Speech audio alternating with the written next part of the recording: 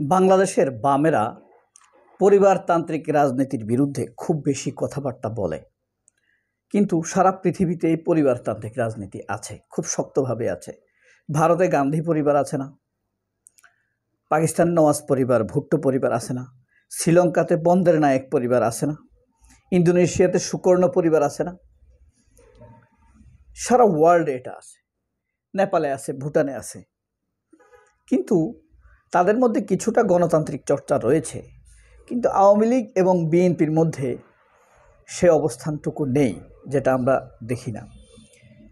এর বাইরে আরও বেশি শক্ত দৃঢ়ভাবে খুঁটি গেড়ে বসেছে আওয়ামী লীগ। শুধু আওয়ামী লীগ পার্টি নয়, সারা বাংলাদেশের উপরে সিন্দাবাদের ভূতের মতো চেপে বসেছিল এই আওয়ামী লীগ। সেখান থেকে তারাই ফ্যাসিবাদ হয়ে ওঠে।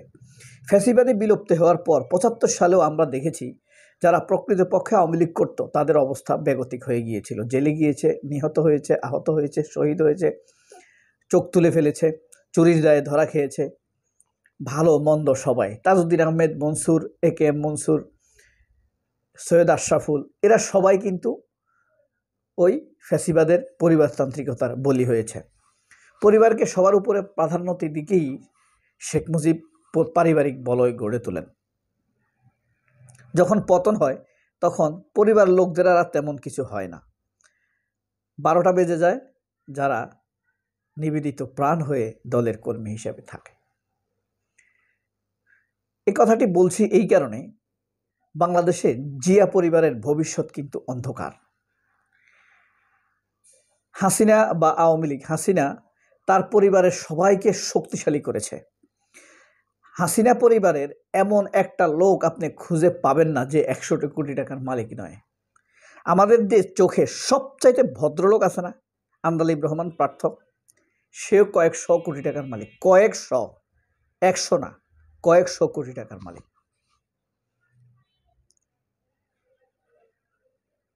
আন্দালিব রহমান পার্থ শেখ হাসিনার বিরুদ্ধে, শেখ হাসিনার সরকারের বিরুদ্ধে যত রকম কথা বলছে না, রুমিন ফারহানা শেখ হাসিনার সরকারের বিরুদ্ধে এত কথা বলেছে, আন্দালিব রহমান পার্থ এত কথা বলেছে, এদের কিছু হয় নাই।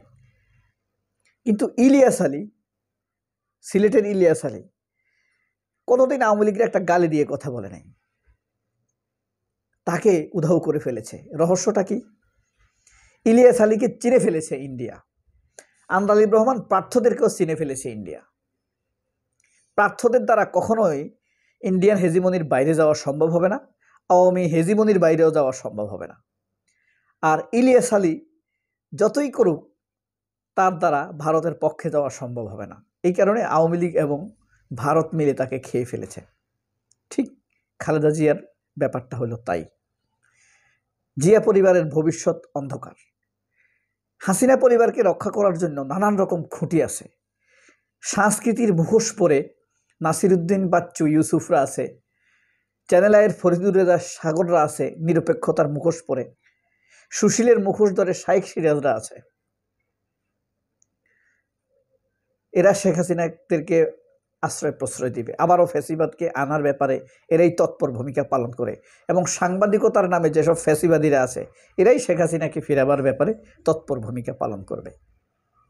কিন্তু দেখেন, তারেক রহমানের বিরুদ্ধে যে অপপ্রচার হয়েছে গত ১৭ বছর যাবৎ, এই 11 মাসে তার চাইতে বেশি হয়েছে। কারণ কি? বিএনপির পক্ষে বয়ান তৈরি করার মতো মিডিয়া নাই।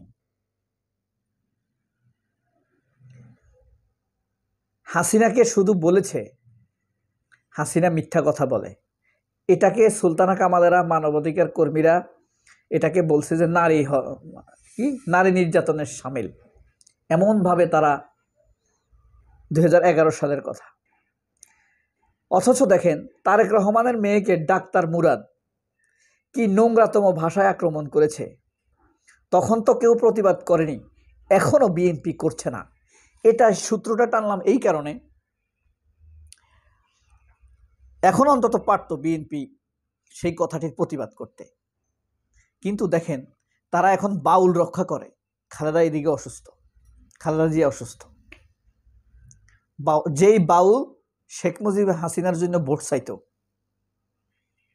মাজার ভাঙার জন্য বিএনপিকে, জামায়াতকে দায়ী করে, সেই বাউলের পক্ষে আছে, অর্থাৎ জিয়া পরিবারের পক্ষে কথা বলার মতো লোক নাই। এই দোষ কার?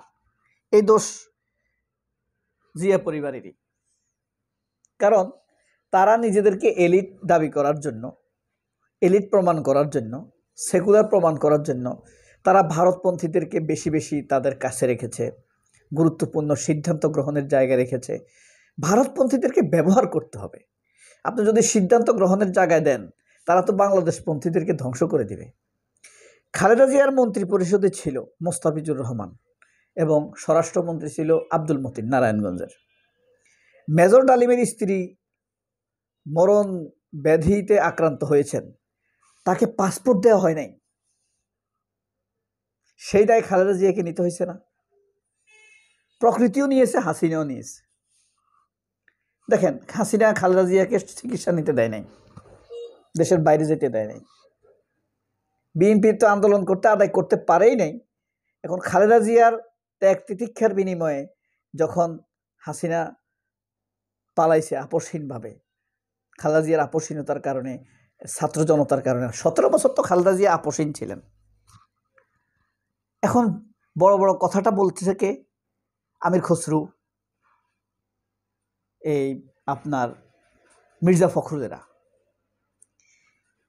এদের মধ্যে জিয়া পরিবারকে এস্টাবলিশ করার কোনো কর্মসূচি দেখেছেন? জিয়াউর রহমানের কে ব্র্যান্ডিং করার ব্যাপারে কোনো কর্মসূচি দেখেছেন? তারেক রহমানের ইমেজ পুনরুদ্ধারের ব্যাপারে কোনো কর্মসূচি মির্জা ফখরুল্লাহ নিয়েছে কখনো? 5টা টাকা খরচ করেছে? তারেক রহমানের জন্মদিন পালন করে এই কুত্তার বাচ্চা। তারেক রহমানের জন্মদিনে একটা চিত্রাঙ্কন প্রতিযোগিতা আয়োজন করেছ, তারেক রহমানের কৃতিত্বগুলো তাদেরকে শুনিয়েছ? কৃতিত্ব তো নাই, যাই হোক অন্তত কিছু শোনানো যাইতো না? জিয়াউর রহমানের কৃতিত্ব তো ভরপুর। জিয়াউর রহমানের কৃতিত্বগুলো শুনাইতে পারছে? জিয়াউর রহমানের জন্মদিন, মৃত্যুদিনে একটা চিত্রাঙ্কন প্রতিযোগিতা করতে পারে না? স্কুলে 2টা করে বৃত্তি দিতে পারে না? এদের হাজার হাজার কোটি টাকার অভাব আছে। বিএনপিকে, সরকারকে ব্যবহার করে এরা কোটি কোটি টাকা কামাইছে না একসময়? এরা কি জিয়াউর রহমানের নামে 2টা বৃত্তি দিছে কোথাও জিয়াউর রহমানকে স্মরণে রাখার জন্য? আবার এই বৃত্তি যারা পাবে তাদের কাছে জিয়াউর রহমানের মহত্ব তুলে ধরার জন্য করেছে? করেনি। বিএনপির জন্য নিবেদিত পান লোক নাই। বিএনপি করেই মানুষ স্বার্থের জন্য, বিএনপি করেই টুপাইস কামানোর জন্য। ঠিক আছে, বিএনপির পরিবারের সামনে, জিয়া পরিবারের সামনে আমি দেখতেছি ঘন কালো অন্ধকার। অনেক ভালো থাকবেন। আল্লাহ আপনাদেরকে ভালো রাখুক। আসসালামু আলাইকুম।